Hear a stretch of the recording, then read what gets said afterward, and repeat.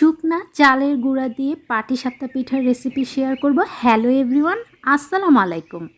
বিসমিল্লাহির রহমানির রহিম। এখানে আমি 1.5 লিটারের থেকে একটু বেশি লিকুইড গরুর দুধ নিয়েছি, একটা তেজপাতা, 5টা এলাচ আর 2 টুকরো দারুচিনি দিয়ে দুধটা যখন গরম হবে, আর দুধটা কিন্তু আগে জাল দেওয়া ছিল, তাই যখন গরম হবে এখান থেকে আমি 1/2 লিটারের মতো দুধ তুলে নিচ্ছি। কারণ আমি পিঠা করব, সেই পিঠার মিশ্রণটা যে আমি করব সেটা আমি পানি দিয়ে করব না, আমি গরম দুধ দিয়ে করব। যেহেতু শুকনা চালের গুঁড়া তাই গরম দুধ দিয়ে করব। আর বাকিটা দিয়ে খিরসা করব।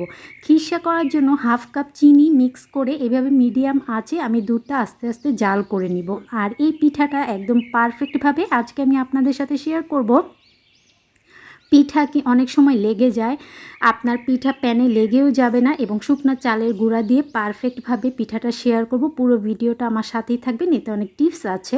প্রথমে পিঠা বানানোর জন্য 2 কাপ শুকনা চালের গুঁড়া নিয়ে নিচ্ছি, আর এতে একটা সিক্রেট আছে, সেটাও আমি একটু পরে আপনাদের সাথে শেয়ার করব। পুরো ভিডিওটা আমার সাথেই থাকবেন। আর নিয়েছি 1/2 কাপ আটা, দিয়ে দিচ্ছি 2 চিমটির মতো লবণ, আর এগুলো একটু আমি এভাবেই মিক্স করে নিচ্ছি। এখন আপনারা চাইলে এই পর্যায়ে চিনি দিতে পারেন, বাট আমি চিনি দিব না, আমি গুড় দিচ্ছি। আমি 1/2 কাপের মতো খেজুরের গুড় ছোটো টুকরো করে কেটে নিয়েছি, আমি এই চালের মিশ্রণের সাথে মিক্স করে নিচ্ছি। আর এটা কিন্তু বাজার থেকে কেনা চালের গুঁড়া। আর আপনারা দুধটা দেখতে পাচ্ছেন, এটা কিন্তু অনেক গরম, এভাবে হাতে টাচ করা যাচ্ছে না, এরকম গরম দুধ দিয়ে আমি করছি।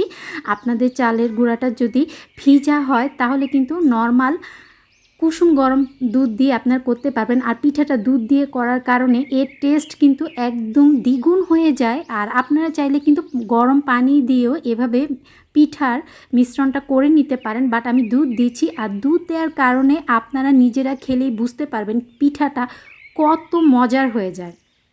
এইভাবে একটু একটু করে দুধ দিচ্ছি, আর এইভাবে আমি মিক্স করে নিচ্ছি। আস্তে আস্তে কিন্তু গুড় দেখা যাচ্ছে, গুড়টা কিন্তু পুরো মিক্স হয়ে আমার যে পিঠার ব্যাটারটা আছে এটা কিন্তু একটু পাতলা হয়ে যাবে। আর এইভাবে করেই নিচ্ছি। আর এটা আমি এভাবে করে যখন পুরো গুড়টা মিক্স হয়ে যাবে আর পারফেক্টভাবে আমার পিঠার ব্যাটারটা রেডি হয়ে যাবে, তখন এটা আমি রেস্টে রেখে দেবো। এই যে আপনারা দেখতে পাচ্ছেন, এটা কিন্তু এখন আগের মতো ঘন নেই, আগের থেকে কিন্তু এটা পাতলা হয়ে গিয়েছে। এখন এটা আমি এভাবেই 1 থেকে 1.5 ঘন্টার মতো রেস্টে রেখে দিব। আপনাদের হাতে সময় না থাকলে সাথে সাথে পিঠাটা বানিয়ে নিতে পারেন, বাট আমার হাতে সময় আছে তাই আমি এটা রেস্টে রেখে দিচ্ছি। আর এখানে আমি 6 টেবিল চামচ গুঁড়া দুধ, 3 টেবিল চামচ পিঠা বানানো চালের গুঁড়া নিয়েছি, 2 টেবিল চামচ খেজুরের গুড় নিয়েছি। প্রথমে 3 টেবিল চামচ চালের গুঁড়া আর 6 টেবিল চামচ গুঁড়া দুধ দিচ্ছি। গুঁড়া দুধের পরিমাণটা বেশি থাকবে, চালের গুঁড়া পরিমাণটা কম থাকবে, তাহলেই খিরসাটা খেতে আরও অনেক ইয়ামি হয়। খিরসাটা যত মজা হবে এই পিঠাটা কিন্তু ততই খেতে মজা হয়। আর সামান্য একটু দুধ দিয়ে এটা মিক্স করে নিচ্ছি, কারণ সরাসরি যদি আমি এটা এভাবেই গরম দুধে দেই তাহলে অনেক সময় যে গুঁড়া দুধটা সেটা কিন্তু দলা পেকে যায়। তাই প্রথমেই একটা বাটিতে যদি আমি খিরসার এই মিশ্রণটা মিক্স করে এভাবে রেখে দেই, পরে মিক্স করি, তাহলে কিন্তু খিরসাটা আর দলা পেকে যাবে না। এই যে অন্যদিকে কিন্তু আপনি দেখতেই পাচ্ছেন দুধটা কিন্তু অনেক ঘন হয়ে গিয়েছে, সাইডের শর্টটাও আমি নিয়ে নিচ্ছি এইভাবে। এই যে এখন আমি যেই মিশ্রণটা রেডি করে রেখেছিলাম সেই মিশ্রণটা দিয়ে দিব। আর যে গরম মশলাগুলো দেখতে পাচ্ছেন এটা আমি পরে তুলে ফেলে দিব। আর এভাবেই দুধটা যখন ঘন হয়ে আসবে আমি সেই মিশ্রণটা খিরসার মেন উপকরণটা দিয়ে দিচ্ছি। এটা দিয়ে অনবরত নাড়তে হবে, নাড়া কিন্তু কোনোভাবেই স্টপ করা যাবে না। নাড়া স্টপ করলেই কিন্তু এ পর্যায়ে কিন্তু এটা দলা পেকে যাবে, তাই অনবরত নাড়তে হবে। আর চুলা আঁচটা হাইতে করা যাবে না, এ পর্যায়ে কিন্তু এটা একটু ফুটবে, ফুটে চারপাশে ছড়িয়ে পড়বে, তাই চুলা আঁচটা কিন্তু আমি একদম লোতে করে রেখেছি। একটু ধৈর্য নিয়ে সময় নিয়ে আস্তে আস্তে নাড়তে নাড়তেই দেখতে পাচ্ছেন আস্তে আস্তে কিন্তু এটা খুব দ্রুতই ঘন হয়ে যায়, কারণ চালের গুঁড়া আছে। এই যে এটা যখন আমি এভাবে স্প্যাচুলাটা উপরে ধরছি এটা এরকম ছিঁড়ে ছিঁড়ে পড়ছে, তখনই বুঝতে হবে আমার খিরসাটা কিন্তু একদম পারফেক্টভাবে রেডি। ঠান্ডা হলে এটা কিন্তু আরও ঘন হয়ে যাবে। অন্যদিকে ফিরে এলাম 1.5 থেকে 2 ঘন্টা পর। এই যে আমার ব্যাটারটা দেখতেই পাচ্ছেন এটা কিন্তু অনেক ঘন এখনও পিঠা বানানোর জন্য।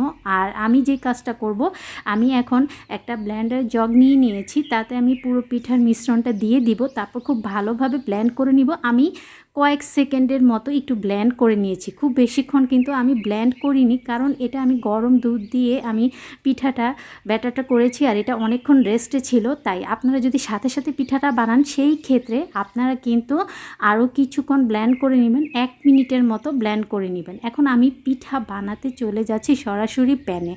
একটা প্যানে আমি তেল দিয়ে ব্রাশ করে নিয়েছি, আর এই কাজটা কিন্তু কোনোভাবেই স্কিপ করা যাবে না। তেল না দিলে কিন্তু আপনার পিঠাটা কিন্তু লেগে যাবে।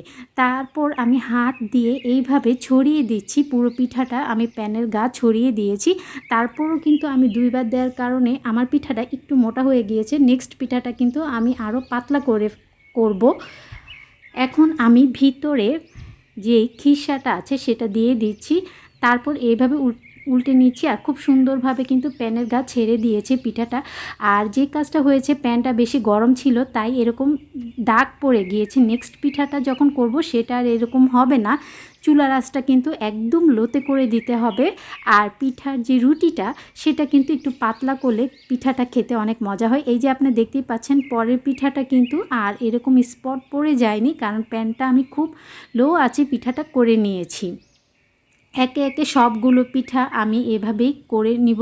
আর আমার একটা পিঠাও কিন্তু ভাঙিনি। শুকনো চালের গুঁড়া দিয়ে করার পরও একদম টিপসগুলো ফলো করলে আপনাদের পিঠাও খেতে অনেক মজা হবে। আশা করি আজকের রেসিপি আপনাদের ভালো লেগেছে। সবাই ভালো এবং সুস্থ থাকবেন। আসসালামু আলাইকুম, আল্লাহ হাফেজ।